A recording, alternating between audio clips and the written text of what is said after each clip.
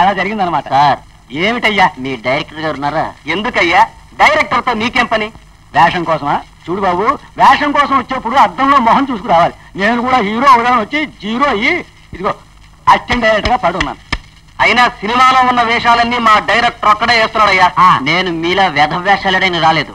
మీ director పెట్టి cinema తీయాలని నువ్వా సినిమా తీస్తావా? నేను కాదయ్యా, అరుగో మా బాస్ కేడి రాయల్.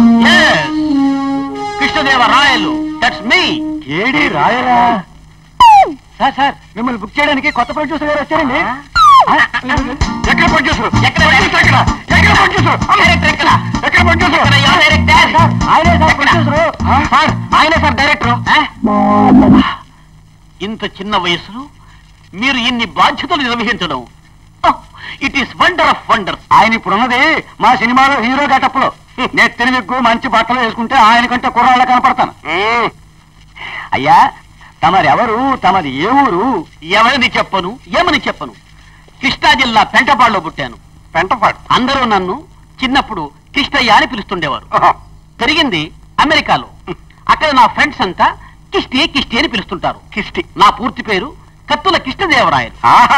సందేహం లేదండి, తమని చూస్తూ ఉంటే చిన్న మీసాలున్న అలాంటి శ్రీకృష్ణదేవరాయల్లా ఉన్నారు.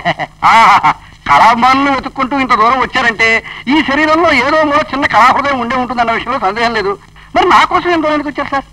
ఎందుకు వచ్చానంటే, ఈస్ట్ మెన్ కలర్ లో సౌత్ ఇండియన్ స్టార్స్ తో నార్త్ అమెరికాలో వెస్టర్న్ స్టైల్లో ఒక సినిమా తీయాలని ఒక సంవత్సరం నుంచి ప్లాన్ చేస్తున్నాను. హీరో దొరికితే డైరెక్టర్ దొరకడు, డైరెక్టర్ డేట్స్ దొరికితే రైటర్ డేట్స్ దొరకవు, రైటర్ దొరికితే కెమెరామన్ దొరకడు, కెమెరామన్ దొరికితే మ్యూజిక్ డైరెక్టర్ దొరకడు. ఇంత మందిని దొరికించుకొని ఫిలిం తీయడం అబ్బో నా వల్ల కాదు. అందుకని మీ పబ్లిసిటీ వడల్ చూసి, సార్ సార్, హడల్ హడల్ హడల్. అదేనయ్యా హడల్ హడల్, నువ్వు నన్ను హడలోటి చంపద్దు.